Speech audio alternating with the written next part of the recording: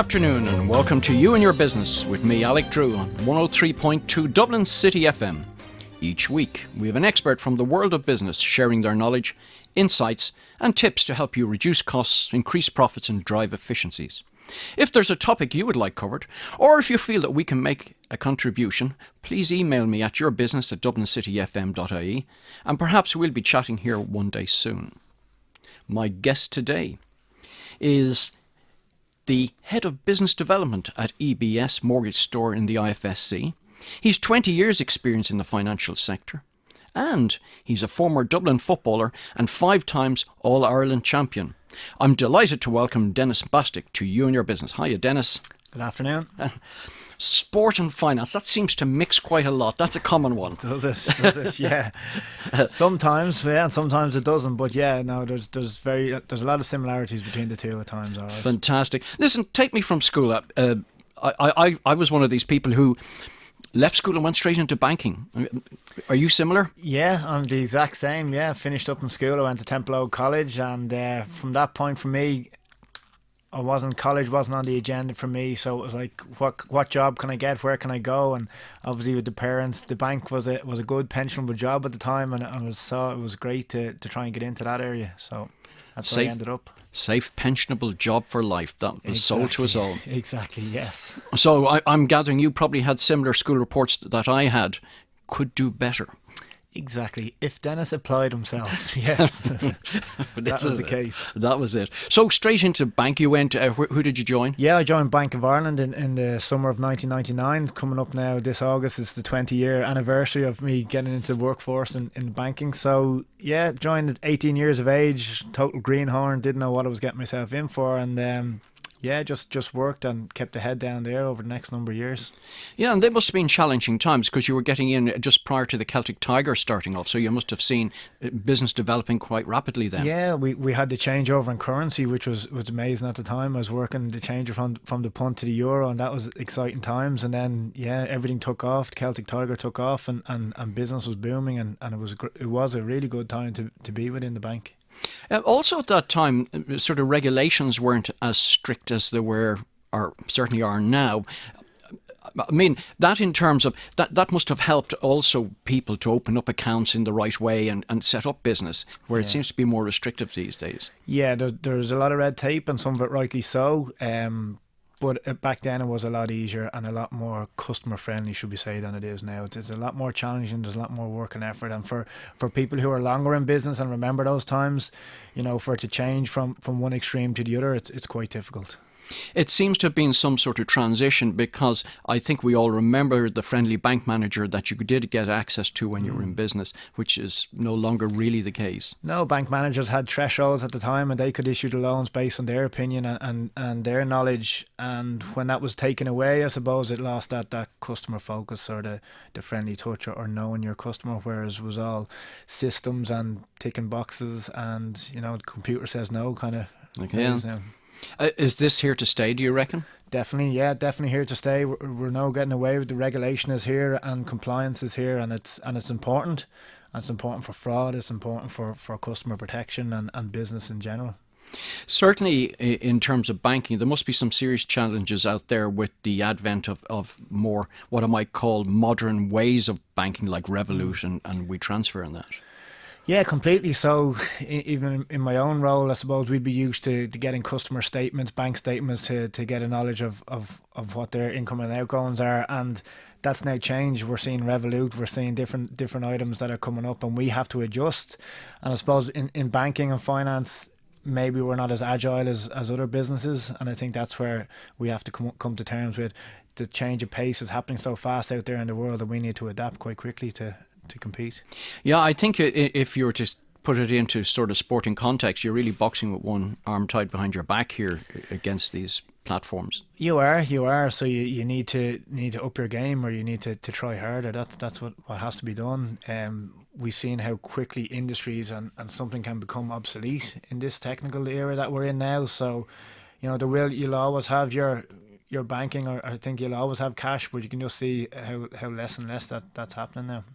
Yeah, cash. Speaking of cash, it seems to be a real challenge for businesses. I see some want to try and give it away in terms of will you take cash back? Yeah. Because they're having to pay to lodge it. So exactly. Yeah. The charges and the risk and insurance, the charge for business for handling in cash is huge. So I think some companies they like it, some companies don't. But I definitely think that the reductions here, you see people walking up to the counter and they take out their phone and tap it to the machine, and that's the new wave that we're in.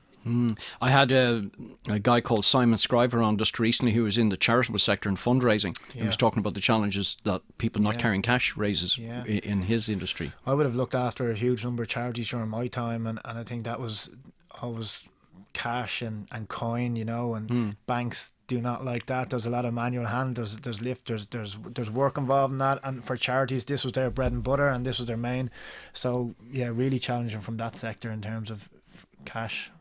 I must say that we have something in common there. I was in a cash box back in the day where we handled up to, I remember over the Christmas period, about $250,000 in coin. So that was my gym workout every day, handling coin. I got a bit of that as well, yeah. Okay, it saved on the gym fees, which was great. Also, the sort of advent of cashless branches of banks. You're down in the IFSC with EBS. Yeah. What's the setup there? Yeah, we've no cash facilities. We're purely focused. It's a mortgage store. We give professional advice out to our clients. Cash is available. There's ATMs around the area. There's plenty of that, but taking in and withdrawing cash is not an option for us. We have a really good space, a really welcoming area down there. Come in, tea and coffee, read the paper, whatever you want to do, and we're just trying to make it customer friendly to come in and get really good sound advice in a really nice environment, and that's what we're offering there. Are you offering, as some of the branches of banks are doing, in terms of like a little business hub that people can come in and do a bit of work there? Yeah, there's a workspace there. We have come in, plug in, charge your phone, open your laptop. The area's open. We want people to come in. We're there around 9 months now. We don't have a customer base per se. We come in with a fresh slate. So we want to see as many people through the doors as we can. And if we can help out and offer it as a workspace, we'd love to do that. I think that's one of the most positive things that's come out of banking over the last 20 years is this whole ability for the individuals to go into a place and work sort of free of charge, if you know what I mean. Yeah. Well, look, we want people, we want to help people in the way we can, and that's an area. We have premises, we have facilities there, so why not use them and give them and offer them to people who need them. Yeah, no, it's great. So you mentioned you were in Bank of Ireland. How long were you there? I was there 17 years, yeah. Wow, that's nearly a lifetime. Nearly, yeah. It was. It felt like a lifetime, all right, yeah. So, yeah, 17 years, and I came to a point in my own career where I had to make some decisions, and an opportunity came up, and I decided to grab it with both hands. All right, tell me about that. So what did you decide to do then? Well, look, I had a great opportunity through the Gaelic Players Association. I received a scholarship to study an MBA in DCU. I went back there, spent 2 years doing a nighttime MBA. And through that, I suppose, it opened my eyes a bit into the business sector, and it kind of challenged me personally as an individual and my own development in my career. And I suppose when I came out the other end of that, I kind of saw it as a stepping stone to say, I'm at a crossroads here. Am I going to be a lifer in one institution, or am I going to try and gain new experience elsewhere? And the decision came up, and an opportunity to take on a new role within Jerry Cuff Financial Services, who are a tied agent of EBS. A new role, a new start, and that was 3 years ago, and we're 3 years in now, and we have a fantastic new store in the EBS, which I'm looking after now. Yeah, that sounds great. It's interesting you talked about sort of leaving school, that college really wasn't for you. Yeah. I think this is quite a common thing as well, that people come back to education just a bit later. They need that break away from school. Yeah, completely. Like for me, I never got a taste of college, and that was one area that I felt I missed out on, and I got it back when I went back and studied as a mature student. So look, it definitely opened my eyes into the new world and what's available and what's out there, and I think as an individual you should be constantly trying to upskill and learn and develop yourself. So tell me a bit about the MBA. What did it bring to you as a person? I think the great thing about the MBA, it gives you an introduction to all facets of business, through HR, through accountancy, through leadership, all these different areas that are really important for any type of business to succeed. So, from my own career, I was very much on the banking or finance side, and this just explored lots of different avenues in the business and gave me real good scope into what it takes. And you're doing a lot of a lot of work or a lot of research on different leaders throughout the business, different businesses, how they were successful, how they failed. So it just gave you a great insight on worldwide of what's really going on in business. It certainly suggests that anybody sort of in banking should be doing something like that, because I certainly know from my own experience, which goes back a long time, that most people in finance had no idea how the real businesses of the street worked and the different facets of it. Yeah, well, you only have exposure to that one institution that you know, or that one sector that you know. So, as long as well as the learning that you were getting academically, you were also in a room of 25 other individuals who were coming from all different sectors and all different experiences, and you were gaining the knowledge and wealth from those individuals as well as the lecturers. Yeah. If you're just joining us now, you're listening to me, Alec Drew, on 103.2 Dublin City FM, where my studio guest is Denis Bastick of EBS IFSC and 5 times All-Ireland football champion, sharing his knowledge on finance, sport and a whole lot more. We were just talking about the advantages of going back to college and taking on, it's a challenge in itself, an MBA. I suppose, let me just delve into your sports career for a bit, because this is what kind of got you all there. The disciplines of sport and the disciplines of sort of learning and business. Let's talk about that for a minute. Okay, yeah. I suppose from a sporting aspect, goals are really important, and I think that's likewise in business. So, every year we started off, we had a goal as a team. That goal was to win the Sam Maguire. Some years we won, some years we didn't. More often than not, we didn't. So, in terms of business, likewise, I think you need to write down your goals. You need to have them highlighted, look at them daily, weekly, whatever the case may be, and that's what we were doing as a team. So there was a great crossover there from that aspect. But there's lots of other facets. Your team, how to be in a high performance unit. I think that's one area that we tried to create as a Dublin team, was that culture aspect of everyone trying to better themselves and trying to create that environment. And that's what I'm trying to do in my role currently as well, to have a good team ethos and a good culture where we're trying to challenge each other, but for the good of the team. How do you deal with somebody in the team who's really not putting in the full effort? How is that dealt with? Now, I'm not going to get you to pick on the Dublin team, but don't name any names. No. Yeah. No, look, all you want, I think, from an individual for someone to do their best. And I think that's what you need to try and get out in individuals. So you're going to have different qualities and different levels of talent within a team. But if somebody is giving their best, I think that's all you're looking for. And I think for individuals, who aren't performing, you have to kind of understand why they're not performing. I think that's one of the main areas. So is there a reason? Do they not share the common goals? And I think successful teams have everybody pulling together. And I think that's what you should try and get involved, or try to get the business in business. That's an area that I think will lead to success. If you have a number of individuals who are all working hard to achieve that common goal, that's going to bode well. I suppose this sort of separates leaders from managers. Yeah. So leaders, I suppose, you want people to inspire, motivate, exactly. all of the things. A manager maybe needs to be hands-on and drive the team, whereas I think from a leader point of view, if a leader leads the room and is not around, I think will your team still perform at the same level? And I think that's the difference between managers and leaders. I was listening to Professor Aidan Morden, who's coached some teams here and also golfers, but he was just talking about somebody he knew in relation to the All Blacks.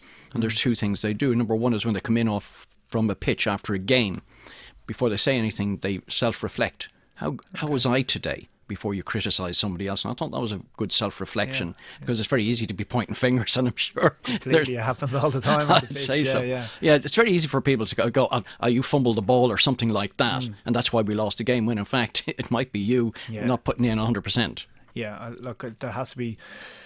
That self-reflection was definitely evident with us as a team. You would have had to have assess your own performance, come back with feedback to the management team or to the team itself, and come back with what worked well, what didn't work well. So it was very much a case of, look at yourself individually, like exactly what he said, look at yourself individually, and then try and look from a team point of view, how can you improve? One of the things that you're expected to do in business is consistently improve.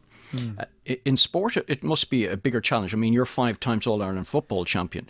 What motivates you to do it a second and a third time? Because the levels that you need to do.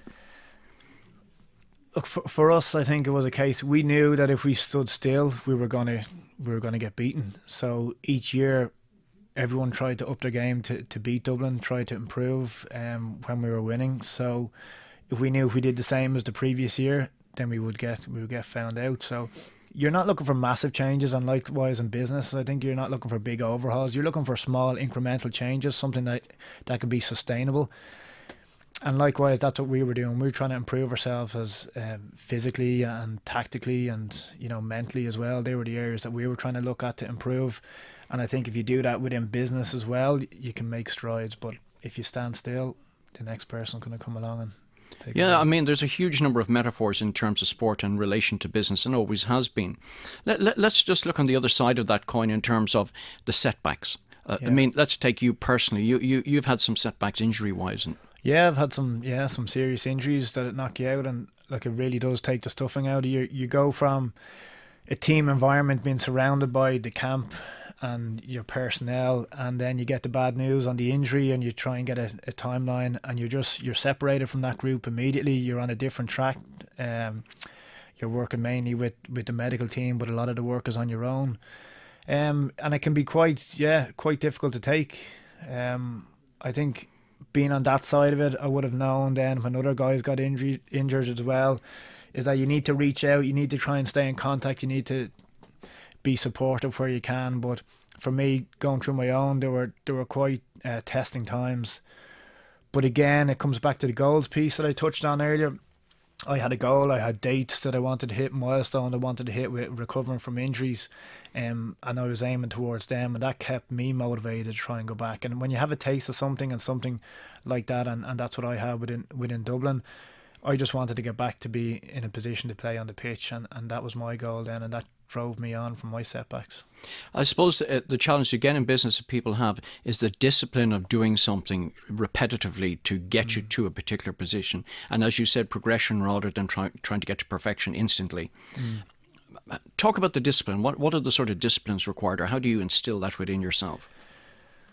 There has to be self-motivation. If you're depending on someone else to tell you what to do and how to do it or drive you on, you're going to run into difficulty. So the desire needs to come from within. You have to have that motivation to get up in the morning, to eat the right foods, to go to the gym. And likewise in business, if it's to pick up the phone or make the next call or meet the next person, you need to have that desire needs to come from within, and that passion. And look, if I had a passion for Gaelic football, a passion for Dublin GAA, and it was easier for me because I had that to get back or to drive forward. And I think if you have an element of passion, or if you're passionate about your business, then it's going to be much easier for you. There must have been sort of dark days when the sort of motivation and passion leave you. How do you kind of reignite that within yourself? Yeah, that's a difficult one. Like I remember I got the news that I tore my cruciate, and that's a major injury, and automatically you just more or less write off a year of your life or your football career, let's say. And dark days, wondering will you get back onto the pitch, will you be the same type of footballer? And I think every day you just kind of have to take every day as a new day. You're going to have your ups and downs. The dark times, I suppose, little things can help you out of that. So whether it's a text from someone, or a phone call, or an arm around the shoulder from someone else, or little things that other people can do can have a huge influence on you. And I would have had great support from family and friends that would have helped me out during those difficult times, and I think that's really important. So again, I think what you're identifying here, which is very relevant to people in business, particularly those who are on their own and get the setbacks and the knockbacks, as we all do in business, is to build that community around you. Completely, the support structure there is you can't go alone, and we were, I suppose, from the sporting aspect, we had a team of 15 players on the pitch and another 15 of the panel, but we had coaches, we had supporters, we had physios, we had a lot of background team that were helping it, and all part of trying to get the individuals to perform at their best. So that support network is really, really important, and they're all going to help you out at some stage. There comes a realization that it's time to hang up the boots. Yeah. Who makes that for you? Do you make that for yourself? That was easily made, yeah. Time waits for no man, and it was like that with me. I came late to the game in terms of my own footballing career, and I probably hung in there a bit longer than players in the past with my age. But you can't. I think I was going out to. I remember one training session in particular when we were doing a gym session, and I was leaving to go to work, and the guy beside me was putting on a school uniform. He was going to school to do his leaving, and that was a real killer blow for me. I knew, time is running out here for me. Yeah, look, I had a great time, great experiences, and for me, I knew I can't compete at that level anymore, and it was time for me to pack up. It didn't make it any easier, Your head thinks you can still do it, but your body's just saying no. The body just says no. Yeah. And I suppose most people realise it themselves. Did you have to be told, though, kind of given a little nudge in the direction? No, look, I was lucky enough. I sat down with Jim Gavin, the manager, prior to going back in the end season, and he asked me to stay involved. I was at a junction whether to go back or not for the last year in 2017, and when you get support from a guy like that to come back in, and he felt I could help out the team and contribute, then it made the decision easier to go back. And I knew then throughout that year that this was my final year, and that was it, and that's the way it panned out. So you were able to sort of resolve that within yourself. Exactly, yeah. And if you're just joining us, you're listening to me, Alec Drew, on 103.2 Dublin City FM, where my studio guest is Denis Bastick, business development manager of EBS IFSC, and remember that IFSC where you can do some of your own business on site there and meet the team. And also he's 5 times All-Ireland football champion. We were just talking about coming to the end of that career in terms of hanging up the boots, but also keeping involved from the backroom side of it and helping out. It must be great satisfaction to see people coming through and how you can help them with your experience. Yeah, it definitely is when you see a young guy and he's coming into a team full of superstars, but to see that guy progress and evolve as a player, and I think that's the aim, is that. And definitely over the last number of years, it's been so good in the Dublin teams where younger guys come in and there's an environment there that just opens the door for anyone to succeed. So, and that is there. So it is definitely, I think, to see someone progress and improve and develop into a young man or a better person, that's really fantastic to see. Great. Let me just move the conversation on a bit further. We certainly have a challenge here in Dublin, and if not the rest of Ireland, around mortgages and buying homes and how to get on that property ladder. Yeah. Talk to me a bit about this and the challenges you see out there and how they're best addressed. Yeah, the challenges, I suppose, for individuals, there's lots of them. They come from all different angles, and it is quite challenging for someone to start the process, to go through. There's restrictions, there's regulations in place in terms of the financing. First of all, for anyone in the capital, we have the enormous prices of properties alone, the lack of supply that's there as well. So we have a number of issues that are affecting individuals, and it is quite difficult, and it can be a quite difficult and long process. So these challenges are faced, and I suppose what we like to do is, knowledge is key. So we have a vast amount of knowledge in that area and try to help out individuals as best we can with financial advice and structures and avenues and supports and contacts that we have to try and help out individuals in their sense. So the market itself, we have some supports there, some government supports for first-time buyers. There's a Help to Buy scheme for people buying new properties. There's also a council loan that you can get for lower income earners that can provide mortgages on those. That's maxed out at the moment. There's a handbrake on that facility. So there are a number of options out there, but it is difficult. It definitely is difficult in this day and age. We've gone through a deep recession. We've come out the other side. Central Bank have strict guidelines in terms of borrowings. And it is very difficult for anybody, especially anyone who's renting out there, to rent and save up money for a deposit as well at the same time. Yeah, it's a bit of a catch-22 situation. Although one of the sort of key influences over the last number of years has been Airbnb. Have you any thoughts on them at all? Yeah, look, we've had a number of clients who have used Airbnb to raise funds.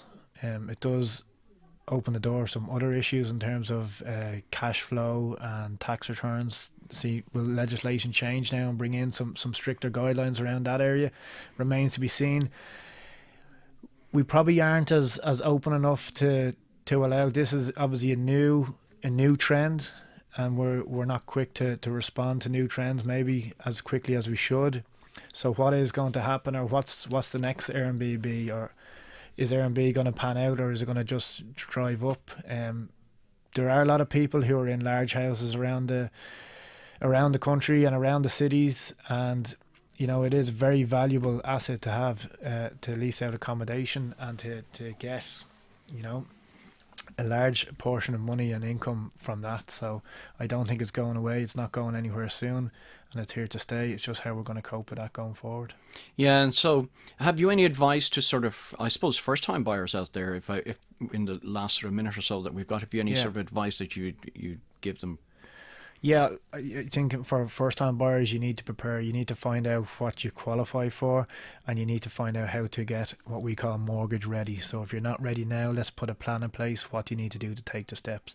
You need to sit down with a qualified financial advisor and get the correct advice, and to try and get yourself in the best possible position to get yourself finance. Right, and there are rules and regulations around time salary and various other things there. Indeed, yeah. 3.5 times salary, and for first-time buyers, you have to come up with 10% of your deposit. All right, so there's the coin, but the market's become more competitive in recent times. It has indeed, yeah. There's a lot of competition out there. It's a valuable business for finance houses.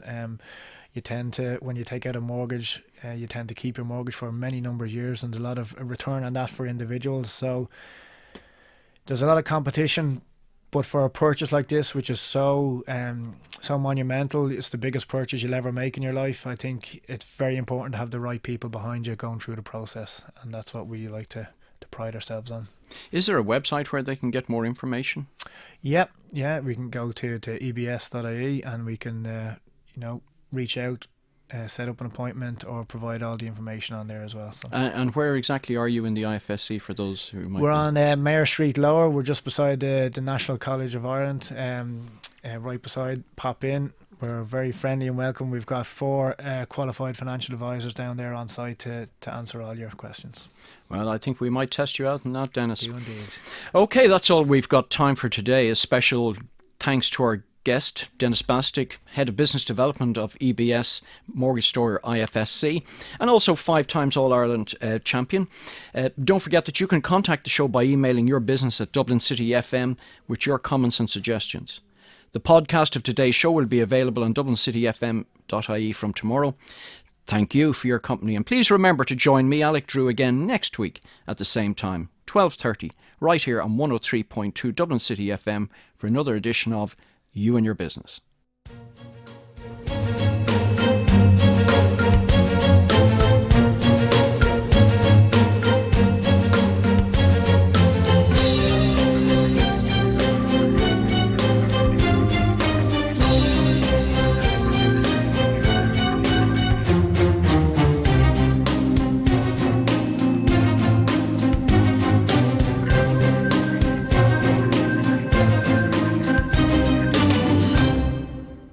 Dublin news for Dublin people. Dublin City FM. I'm Michael Glynn. The National Broadband Plan is set to be approved by the government at a cost of €3 billion. The cost of the plan to connect 500,000 rural homes and businesses is now almost 5 times the initial estimate. According to the Irish Times, however, Cabinet is likely to be asked to sign off on the plan next week. The National Broadband Plan, which has been in development since 2012, aims to bring high-speed connectivity to 500,000 homes around the country.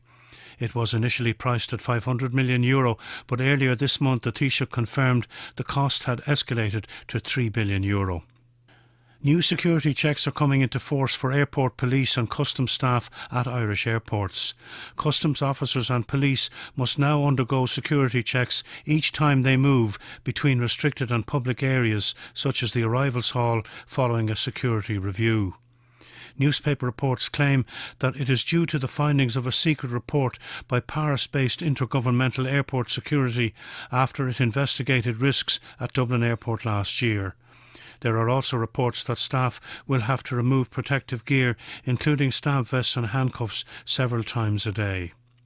And now the weather. There will be outbreaks of occasional heavy rain, but drying out gradually, though staying mostly cloudy. Top temperatures 10 to 12 degrees, and there's a status orange weather warning in place for the west of the country. Dublin News for Dublin people. Dublin City FM. In today's Herald, we reveal the sinister threats behind the latest gang feud gun attack, Colette Fitzpatrick and why new dads need to take more of the parenting load. Plus, in your weekend sports pullout, top columnist Richard Dunn says Manchester City are just too good to slip up in the title race. The Herald, every side of Dublin. You're tuned in to Magical Melodies with Jerry Corey. Dublin City FM, 125,000 listeners, can't be wrong.